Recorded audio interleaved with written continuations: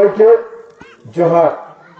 আমার সঙ্গে আছে আমার বাঁকুড়া জেলা থেকে এসেছে সঞ্জয় ভাই, পরিমল মাহাতো, আর এইখানে আমার সমস্ত নেতা কর্মীরা সবাই আছেন, আর গায়ে যে মা বোনেরা এবং দাদা ভাইয়েরা, আমার বয়োজ্যেষ্ঠ গুরুজন, তারাকে আমি শ্রদ্ধা নিবেদন করছি।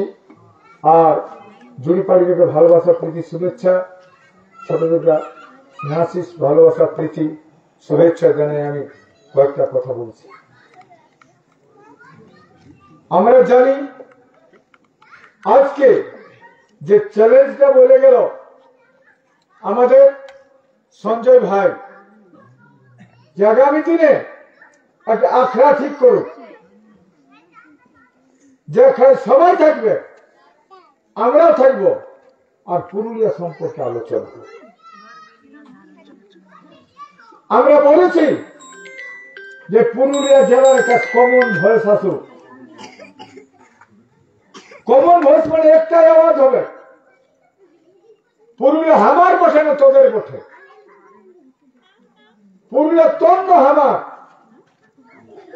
গায়ে ফুটবল খেলা হয়, পহিল দিন জিতল, ফার্স্ট গ্রাউন্ড জিতলো, সেকেন্ড গ্রাউন্ড জিতলো, থার্ড রাউন্ডে বলছে কোথায় আনবো ভালো ভালো প্লেয়ার, তখন ওরা ঠিক করেছিলেন।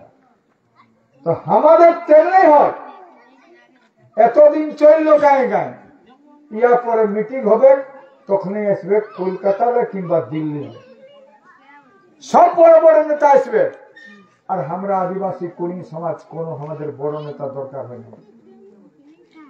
আমি আমার ঘরের কথা বলবো, আমি আমার মাটির আওয়াজ তুলব, আমার মায়ের কথা বলবো আমি। ওরা ওদের কলকাতার মা মাটি মানুষের কথা বলে, ওদের পলি মাটিটা মা মাটি, আর আমার দড়র খোঁচা এই কালো মাটিটা কি মাটি হবে? তার মানে আমার মা, তার কাপড়টা ময়লা ধইলা, তার মাথায় তেল নাই, কিন্তু সেই মায়ের গর্ভেই তো জন্মেছি আমরা, কিন্তু নিজের মাকে আজকে স্বীকার করতে পারছি না। এইটা কেন বলতে পারছি না? যেদিন 35 বছর ছিল রাজত্ব সিপিএম এর, সেদিনও তো ওরা শোষণ করেছে।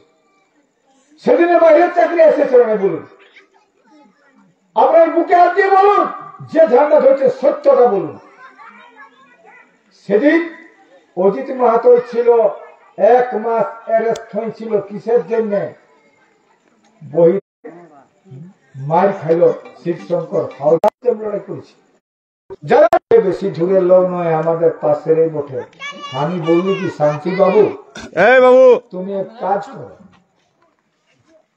তুমি এক কাজ করো।